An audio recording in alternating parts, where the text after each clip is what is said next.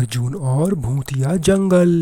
एक छोटे से गांव के किनारे एक लड़का रहता था जिसका नाम अर्जुन था। अर्जुन बहुत ही मनमोहक और सीधा लड़का था, लेकिन उसके अंदर एक अजीब सी उत्सुकता थी।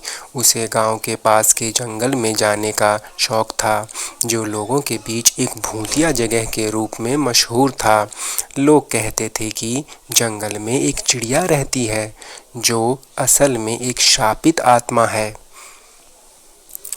अर्जुन इन बातों पर कभी विश्वास नहीं करता था। उसका मानना था कि ये सब बस कहानियाँ हैं जो बड़े लोग बच्चों को डराने के लिए बनाते हैं। एक दिन उसने ठान लिया कि वो जंगल के अंदर जाकर सच्चाई का पता लगाएगा। एक शाम जब सूरज अस्त हो रहा था और जंगल में अंधेरा छा रहा था, अर्जुन ने अपने हाथ में एक मशाल ली और जंगल की तरफ चल दिया। रास्ते में उसने सुना कि जंगल के जानवर अजीब सी आवाज़ें निकाल रहे हैं। हवा भी ठंडी हो गई थी और पेड़ों की शाखाएं इस तरह हिल रही थी जैसे वो उसे रोकने की कोशिश कर रही हों। लेकिन अर्जुन ने अपने मन में डर को जगह नहीं दी और आगे बढ़ता रहा। थोड़ी देर बाद उसे एक अजीब सी आवाज़ सुनाई दी। ये आवाज़ किसी चिड़िया की लग रही थी, लेकिन इसमें एक दर्द भरा सुर था। आवाज़ का पीछा करते हुए अर्जुन एक पुराने पेड़ के पास पहुंचा।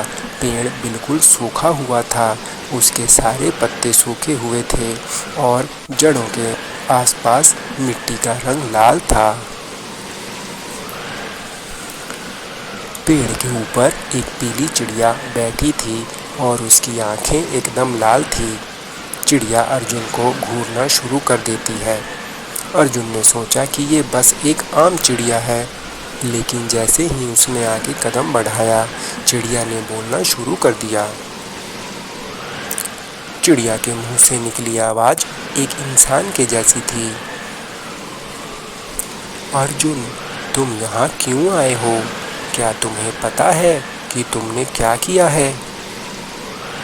अर्जुन हैरान था कि एक चिड़िया कैसे बोल सकती है, लेकिन उसने अपने आप को संभाला और पूछा, तुम कौन हो? तुम मेरा नाम कैसे जानती हो? चिड़िया ने कहा, मैं एक श्रापित आत्मा हूँ। मुझे इस जंगल में 100 साल से बंद कर दिया गया है। मैं एक समय एक राजकुमारी थी, लेकिन अपने गुरूर और लालच के कारण मुझे श्राप मिला और मुझे चिड़िया बना दिया गया। जो कोई भी इस जंगल में आता है उसका अंजाम खुद देख लो। इतना कहते ही चिड़िया हवा में उड़ गई और एक अजीब सी चीख मारने लगी। जंगल का माहौल और भयानक हो गया। पेड़ों की शाखाएं एक दूसरे से टकराने लगी और अर्जुन के आसपास एक घूमती हुई आंधी चलने लगी। अर्जुन को तब समझ आया कि चिड़िया सच बोल रही थी। उसने सोचा कि यहाँ से भागना ही समझदारी होगी, लेकिन जैसे ही उसने वापस मुड़ने की कोशिश की, एक अजीब सा शोर होने लगा। पेड़ों के पीछे से काले साए निकलने लगे जो इंसानों के रूप में थे, लेकिन उनका चेहरा नहीं था।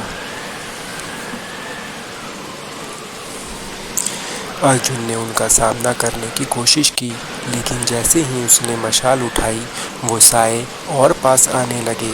तभी उसने चिड़िया की आवाज़ सुनी, तुम यहाँ से तभी निकल सकते हो जब तुम अपने मन के डर को हरा दोगे।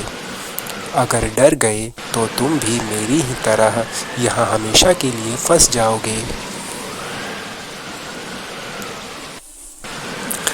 अर्जुन ने अपने आप को संभाला और अपने मन में सोचा, मुझे अपने डर का सामना करना होगा।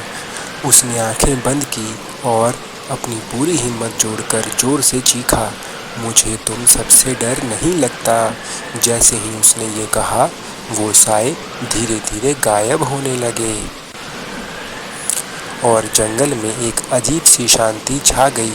चिड़िया वापस आई और कहा, तुमने अपने डर को हरा दिया, लेकिन मेरी मुक्ति तभी होगी जब कोई अपने स्वार्थ के बिना मुझे छुड़ाने की कोशिश करेगा। अर्जुन को चिड़िया पर दया आई। उसने पूछा, तुम्हारी मुक्ति कैसे हो सकती है? चिड़िया ने कहा, इस जंगल के पेड़ के नीचे एक प्राचीन मंदिर है। वहाँ एक दिया जलाना होगा जो अंधेरे को मिटा सके, लेकिन उस दिए तक पहुँचना आसान नहीं होगा। अर्जुन ने मन ही मन ठान लिया कि वो चिड़िया को मुक्ति दिलाएगा। उसने जंगल के बीच में वो मंदिर ढूंढा और बहुत मुश्किलें सहते हुए दिया जलाया। दिया जलते ही एक प्रकाश जंगल में फैल गया और चिड़िया एक सुंदर औरत के रूप में बदल गई। राजकुमारी ने अर्जुन को धन्यवाद दिया और कहा, तुम्हारी दया और हिम्मत के कारण मुझे अपने श्राप से मुक्ति मिली। अब ये जंगल कभी भूतिया नहीं रहेगा। उस दिन के बाद वो जंगल फिर से हरा भरा हो गया और लोग वहाँ बिना किसी डर के जाने लगे। अर्जुन एक मिसाल बन गया, एक ऐसे इंसान की जो हिम्मत और दया से किसी को भी भयानक अंधेरों से निकाल सकता है।